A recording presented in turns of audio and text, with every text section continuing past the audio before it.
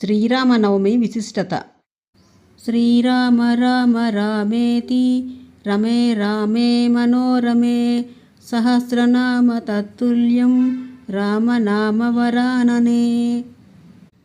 హిందూ మతంలో శ్రీరామనవమికి ఎంతో ప్రాధాన్యత ఉంది. హిందూ మతాన్ని విశ్వసించేవారంతా శ్రీరామనవమి పండుగ రోజున శ్రీ సీతారాముల కళ్యాణ మహోత్సవాన్ని ఘనంగా నిర్వహిస్తారు. అదేవిధంగా శ్రీరాముని ఆలయాలు, ఆంజనేయుని దేవాలయాల్లో కూడా ప్రత్యేక పూజలు నిర్వహిస్తారు. ఈ నేపథ్యంలో ఈసారి శ్రీరామనవమి ఎప్పుడు వచ్చింది, దాని ప్రాముఖ్యత గురించి ఈ వీడియోలో తెలుసుకుందాం. హిందూ మత విశ్వాసాల ప్రకారం దశరథుడు, కౌసల్య దంపతులకు శ్రీరాముడు జన్మించాడు. త్రేతాయుగంలో చైత్రశుద్ధ నవమి రోజున వసంత ఋతువు కాలంలో పునర్వసు నక్షత్ర కర్కాటక లగ్నంలో మధ్యాహ్నం 12 గంటలకు శ్రీరాముడు పుట్టాడు. అందుకే ఈ పవిత్రమైన రోజున ప్రతి సంవత్సరం మన దేశంలో శ్రీరామనవమి వేడుకలను జరుపుకుంటారు. శ్రీరాముడు మధ్యాహ్న సమయంలో జన్మించాడని, అందుకే పర్వదినాన పూజలన్నీ మధ్యాహ్న సమయంలో నిర్వహించాలని పండితులు చెప్తూ ఉంటారు. పురాణాల ప్రకారం శ్రీ మహావిష్ణువు 7వ అవతారమే శ్రీరాముడు. శ్రీరామునికి చిన్నప్పటి నుండి దురాశ, దుర్గుణాలు వంటివి లేవు. అందుకే శ్రీరాముణ్ణి ఉత్తమ పురుషుడిగా పరిగణిస్తారు. తన బాటలోనే నడవాలని ఇప్పటికీ పెద్దలు చెప్తారు.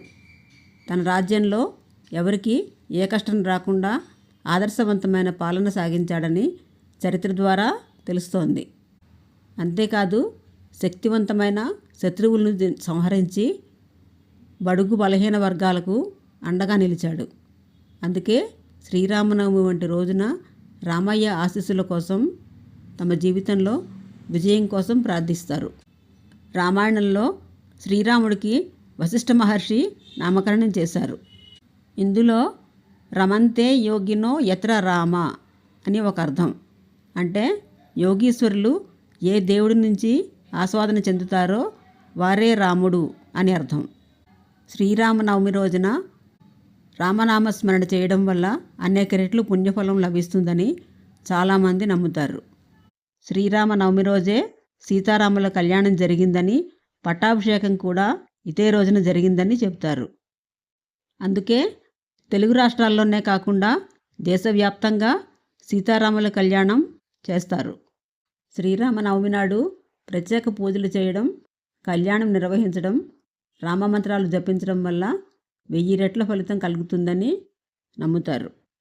అంతేకాకుండా రామనామాన్ని అత్యంత భక్తి శ్రద్ధలతో జపించడం వల్ల అనేక సమస్యల నుండి కూడా ఉపశమనం లభిస్తుంది.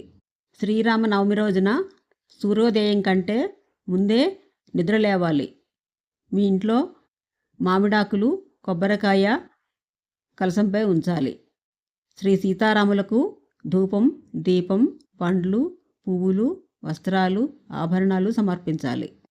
పూజ పూర్తయిన తర్వాత విష్ణు సహస్రనామం పఠించి హారతివ్వాలి. చివరిగా మీ సామర్థ్యం మేరకు అన్నదానం చేయాలి. రామ అనే 2 అక్షరాలను జపించడం వల్ల మనలో ఏకాగ్రత పెరిగి ఆధ్యాత్మిక రంగంపై ఆసక్తి పెరిగేలా చేస్తుంది. అంతేకాదు ఒక్క నామంతో దుష్ఫలితాలను పోగొట్టుకోవచ్చు.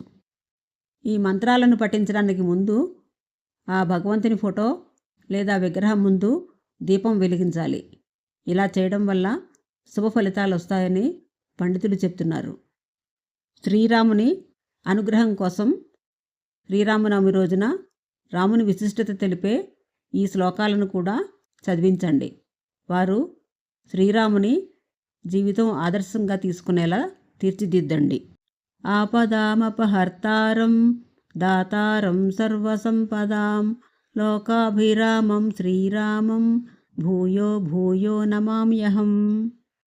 దక్షిణే లక్ష్మిణో యస్య వామే చ జనకాత్మజ పురతో మారుతిర్యస్య తం వందే రఘునందనం. కూజం తం రామ రామేతి మధురం మధురాక్షరం ఆరుహ్య కవితా శాఖాం వందే వాల్మీకి కోకిలం. ఈ శ్లోకాలను పఠించడం వల్ల శ్రీరాముని అనుగ్రహం తప్పకుండా లభిస్తుందని చాలామంది నమ్ముతారు. ముఖ్యంగా పిల్లలకి ఈ మంత్రాలను నేర్పించండి. మీ అభిప్రాయాలను కామెంట్ల రూపంలో తెలియజేయండి. ఇలాంటి మరిన్ని వీడియోల కోసం నా ఛానల్ని సబ్స్క్రైబ్ చేసుకోండి. ఈ వీడియో నచ్చితే లైక్ చేయండి, సబ్స్క్రైబ్ చేయండి, షేర్ చేయండి, కామెంట్ చేయండి.